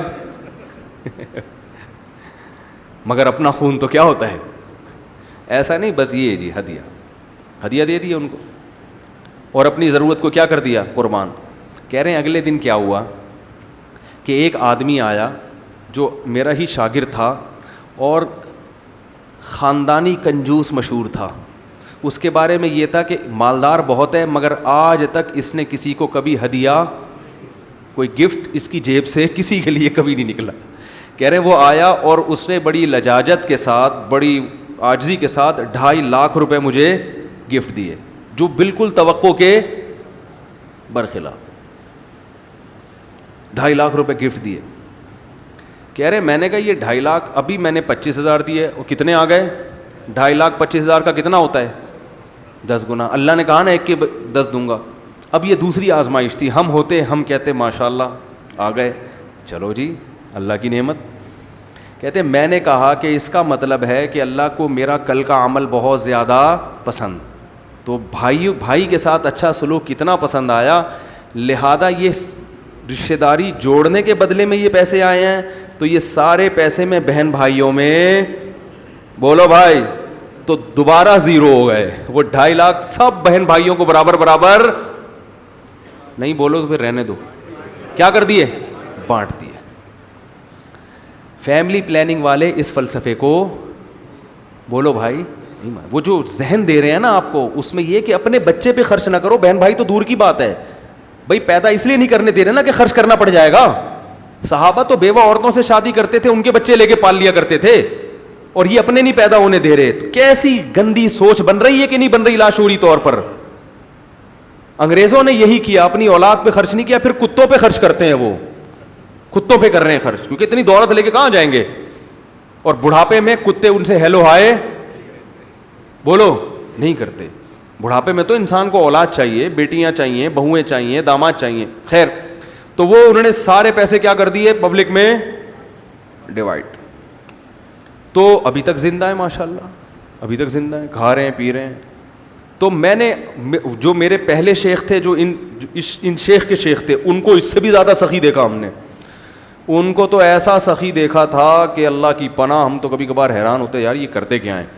وہ جتنی آمدن ان کی زمینوں کی آمدن تھی, وہ بڑے مالدار تھے, اتنے مالدار تھے کہ وہ تو بھائی ہٹو بچوں, ان کی جو زمینوں سے پیسہ آتا تھا نا, ایسے بڑی گڈیاں رکھی ہوتی تھیں, اور اس میں سے اپنے گھر کا خرچہ نکالا جو بہت معمولی سا ہوتا تھا, وہ نکال کے باقی سارا فی سبیل اللہ. کیسے ہنسی خوشی دنیا سے گئے ہیں, بالکل آخری دم تک چہرہ کیا تھا ان کا. یہ اتنا, میں نہیں کہہ رہا آپ لوگ اتنی سخاوت کا مظاہرہ پلیز نہ کریں, کیونکہ ابھی ایک بیان سنا ہے, جب یہ بخار اترے گا آپ کو, پھر جب جیب میں دیکھیں گے پیسے ہی نہیں ہے تو پھر میرے سے آ جائیں گے, یار وہ سنا ہے کچھ زکوٰۃ وکات بھی ہوتی ہے آپ کے پاس. تو ہر آدمی کو اس حساب سے توکل کرنا چاہیے, کچھ جمع بھی کریں تاکہ کبھی ضرورت پڑ جائے تو مانگنا نہ پڑے. تو لیکن یہ جو ذہن بنایا جا رہا ہے, لادین قوتیں یہ کنجوسی والا ذہن بنا رہی ہیں, اور اللہ کو اوپر والا ہاتھ نیچے والے ہاتھ سے زیادہ محبوب ہے, کیونکہ اللہ سخی ہے. نبی نے فرمایا اللہ سخی ہے, سخاوت کو پسند کرتا ہے, اور سخی آدمی اللہ کے بھی قریب, جنت کے بھی قریب, لوگوں کے بھی قریب. اور نبی نے فرمایا کہ جو کنجوس آدمی ہے وہ اللہ سے بھی دور, اور جنت سے بھی دور, جہنم کے قریب, اور لوگوں سے بھی دور. لوگ بھی دور بھاگتے ہیں, پیسے نہ مانگ لئے, لیمو نچوڑے کم بخت خرچ کرے گا نہیں.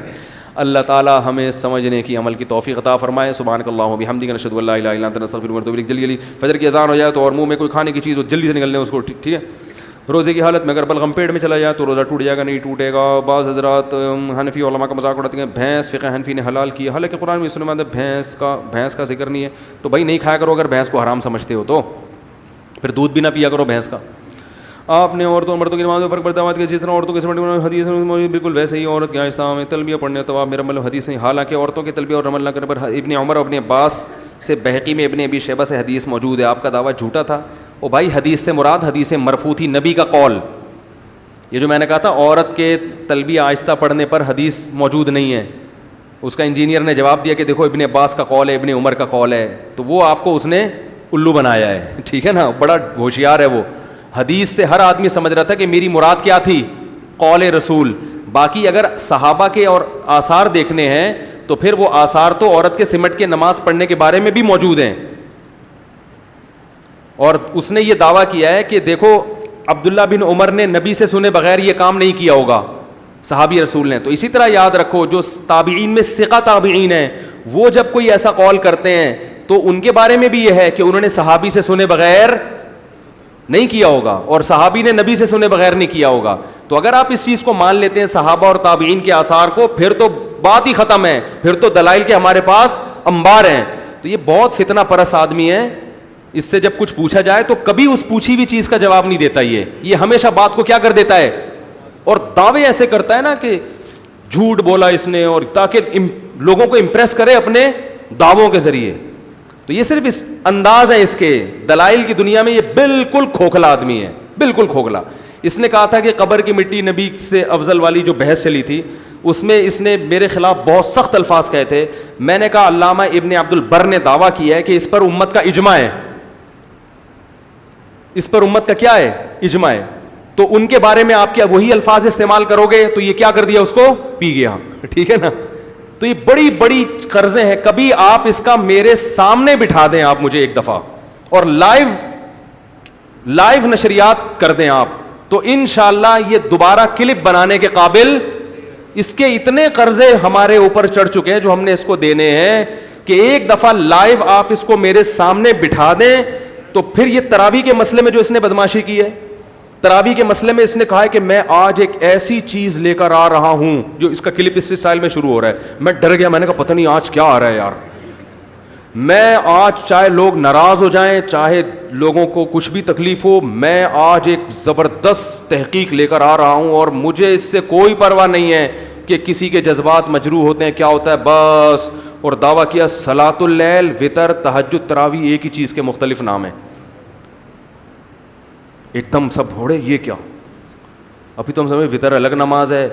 اب دلیل کیا دی ہے, دیکھو امام بخاری نے صلاۃ اللیل کا باب باندھا, اور اس کے نیچے وطر کی نماز بھی ہے, تراویح بھی ہے, اور تہجد بھی ہے. تو پتہ چلا یہ سب کیا ہیں, ایک.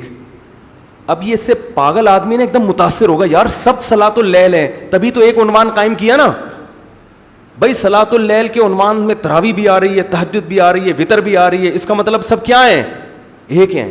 تو کوئی پاگل آدمی اس سے پوچھے بیٹھ کے کہ اگر میں ایک عنوان قائم کرتا ہوں مخلوق کے حقوق, میں عنوان قائم کرتا ہوں مخلوق کے حقوق, اور نیچے اس میں انسانوں کے الگ حقوق, جانوروں کے الگ حقوق, کتے کے الگ, بلی کے الگ, پھر میں کہوں چونکہ عنوان سب کا کیا ہے, ایک ہی ہے, لہذا یہ سب کیا ہیں, انسان اور کتے اور بلی سب کیا ہیں, ایک ہیں, کیونکہ عنوان اس کے اوپر کیا لگا ہوا ہے, مخلوق کے حقوق. بھائی تو بھائی یہ چونکہ سب رات کی نمازیں ہیں اس لیے سب کو صلاۃ اللیل کہا گیا. اس کا مطلب یہ ساری نمازیں ایک ہیں.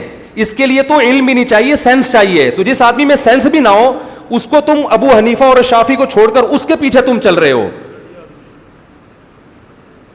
علم تو بات کی چیز ہے, پہلے کیا ہوتی ہے, سینس. اور دعوے کیا میں ایسی چیز لا رہا ہوں جو, یہ سوال کوئی مجھے لے جائے میں اس کے سامنے پوچھوں گا کہ آپ نے جو کہا صلاۃ اللیل اور یہ سب ایک ہی نماز ہے, اس کی دلیل جو آپ نے دی ہے, تو میں اگر ایک چیز مخلوق کے حقوق اور نیچے اس میں انسان بھی آ رہا ہے, جانور بھی آ رہے ہیں, کتے بھی آ رہے ہیں, اور میں کہوں یہ انسان, جانور, کتے سب ایک ہی چیز کے مختلف نام ہیں کیونکہ سب کا عنوان کیا ہے, مخلوق.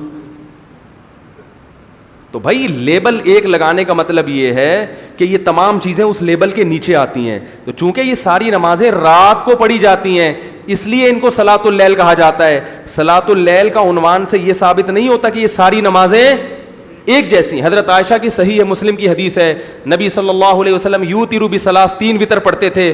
پہلی رکعت میں سبح اسم ربک الاعلی, دوسری میں قل یا, تیسری میں قل واللہ احد. پتہ یہ چلا کہ یہ عام تہجد سے ہٹ کر الگ نماز ہے. تبھی اس میں پہلی میں یہ 3 رکعتوں میں یہ صورتیں, چاہے وہ آپ 1 رکعت پڑھیں یا 3 پڑھیں, لیکن یہ عام تہجد سے ہٹ کر ہے. اور صحیح حدیث میں ان اللہ زادکم صلاۃ الا وہی الوتر, ناصر الالبانی نے اس حدیث کو صحیح کہا کہ اللہ کے نبی نے فرمایا اللہ نے تمہارے لیے ایک اور نماز بڑھا دی ہے, وہ کیا ہے, وتر ہے. تو یہ سب باتیں اس کی علامتیں ہیں کہ یہ عام تہجد سے ہٹ کر ہے. پھر جو محترم نے دعویٰ کیا کہ وہ جو ہے وہ حضرت عمر, نبی جو پہلے سے تہجد پڑھتے تھے, حضرت عمر نے کیا کر دیا, اس پہ جماعت قائم کر دی. تو جماعت قائم کرنے کی وجہ سے یہ وہی تہجد کی نماز اب جماعت سے پڑھنا کیا ہو گیا, بولو بھائی, جائز ہو گیا. وہی تہجد اب جماعت سے پڑھنا جائز.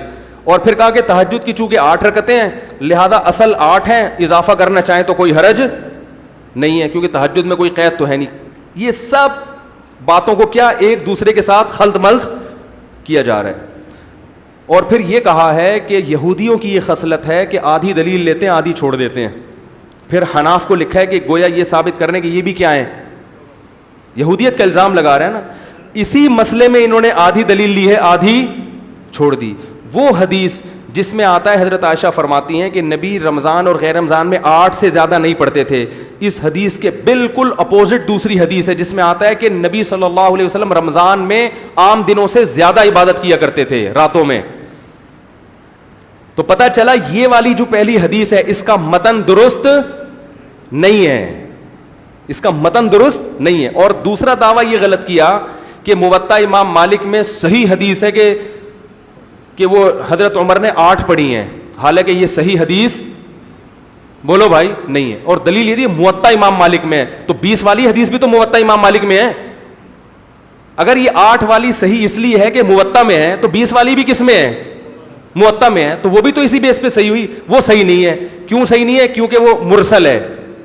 تو اس کا مطلب موطا میں ہونا اس کی علامت نہیں ہے کہ وہ صحیح ہے، بلکہ اس میں مزید بھی کچھ آپ کو دیکھنا پڑے گا. تو یہ سب لفاظی ہے، علم نہیں ہے، فتنہ ہے اور کچھ بھی نہیں ہے. تو ایک دفعہ میرے پاس بٹھا دیں اس کو انشاءاللہ، اور لائیو چلائیں، لائیو ریکارڈنگ چلائی نا، وہ آدھی بات پی جائے گا اور آدھی نشر کر دے گا. ٹھیک ہے نا؟ تو ابھی تک جتنے میں نے بیانات کیے ہیں صرف ان کے بارے میں میں پوچھوں گا کہ میں نے آپ کی بات کا یہ جواب دیا تھا، اس کا آپ نے غلط جواب کیوں دیا، صحیح جواب کیوں نہیں دیا. صرف ان پر بات ہوگی تو پتہ چل جائے گا کہ دودھ کا دودھ اور پانی کا پانی. تو یہ گھمانا لفاظی ہے، فتنہ پرستی ہے اور کچھ بھی نہیں ہے.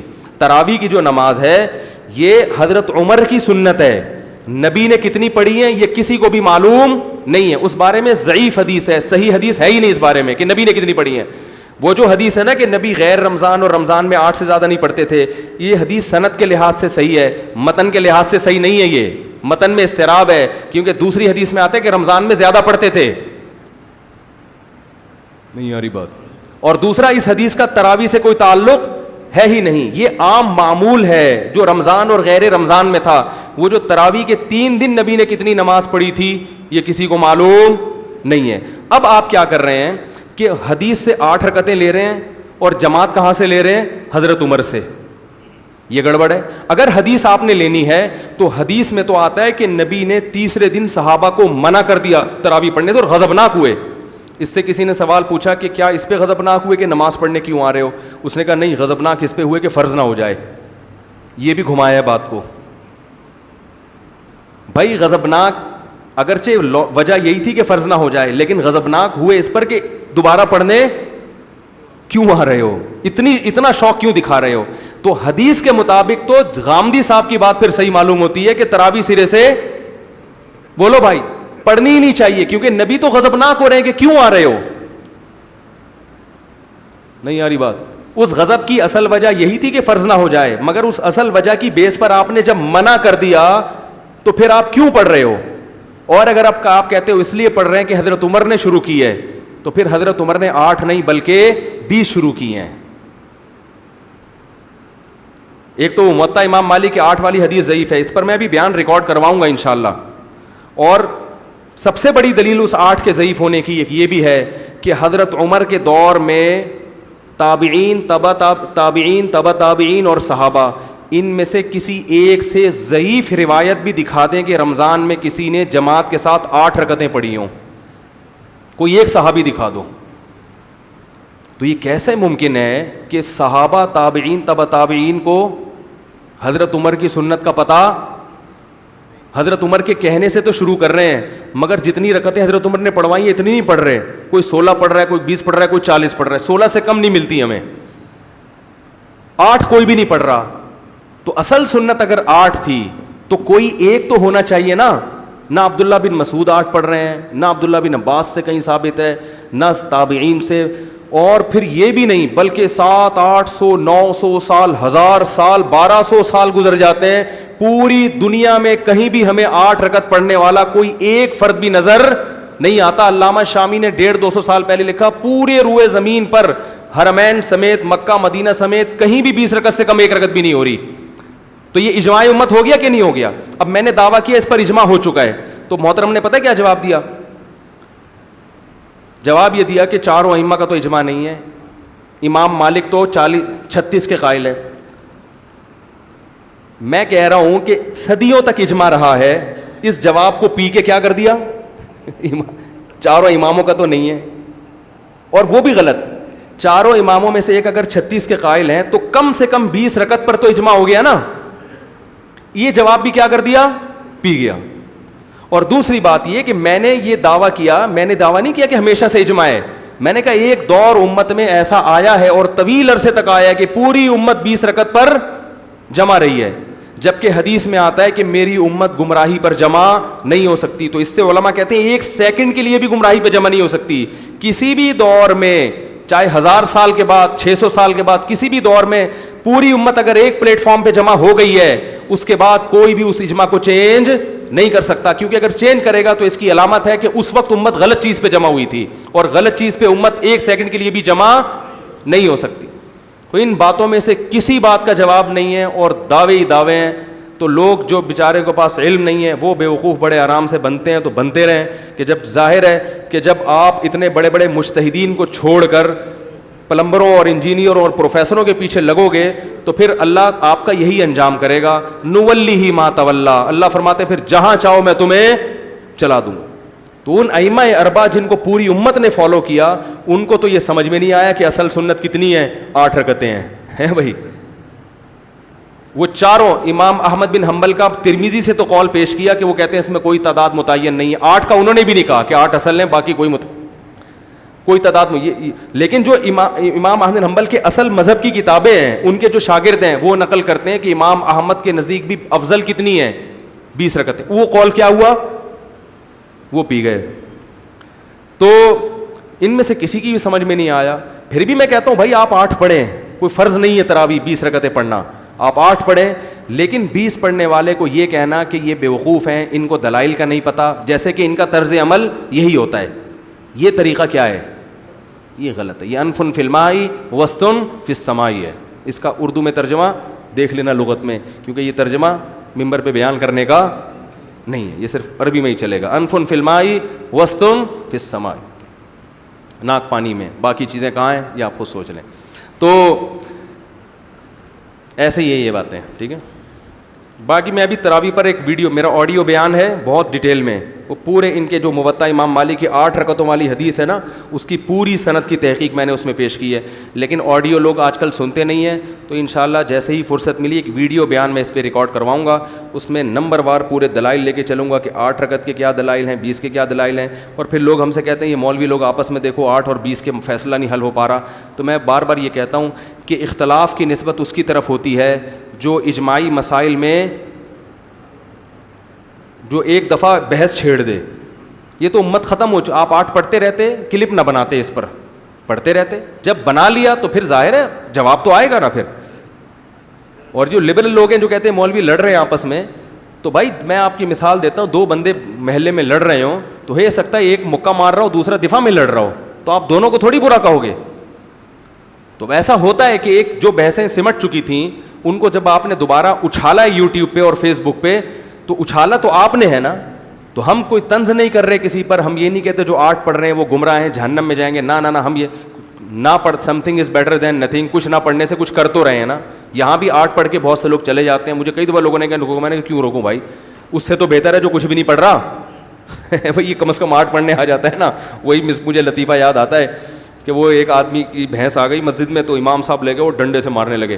تو وہ بندہ بھاگے کہہ رہا ہے یار بے زبان جانور ہے, کبھی مجھے دیکھا آپ نے ہے, نہ سمجھے آ گیا, وہ پٹائی کھا رہا ہے, کبھی وہ آپ نے مجھے دیکھا تو یہ جو 8 پڑھ کے جا رہے ہیں اگر ہم ان کو روکنا شروع کریں, بولیں یار ہماری غلطی, ہم آ گئے, وہ تو فلم دیکھ رہے ہیں گھر میں بیٹھ کے, ان کو تو کچھ نہیں کہہ رہے. تو ہمارا مقصد ان مسائل کو چھیڑنا نہیں ہے, لیکن کچھ لوگ یوٹیوب پہ بیٹھ کے امت میں فرقہ واریت پھیلا رہے ہیں, علماء سے بدگمان کر رہے ہیں, ائمہ اربعہ سے بدگمان کر رہے ہیں. تو پھر ان کا جواب دینا ہماری اخلاقی اور شرعی ذمہ داری بنتی ہے. اس لیے اس پر میں ایک عنقریب بیان ریکارڈ کرواؤں گا پورا ڈیٹیل میں, تراویح کی پوری قرآن و سنت کی روشنی میں. سبحانک اللہم و بحمدک نشہد, بہت ہو گیا بات, ٹائم نہیں ہے ابھی, وقت بہت زیادہ ہو گیا. سبحانک اللہم و بحمدک نشہد ان لا الہ الا انت نستغفرک و نتوب الیک. Thanks for watching. Don't forget to like, comment, share and subscribe to Mufti Tariq Masood, famous scholar.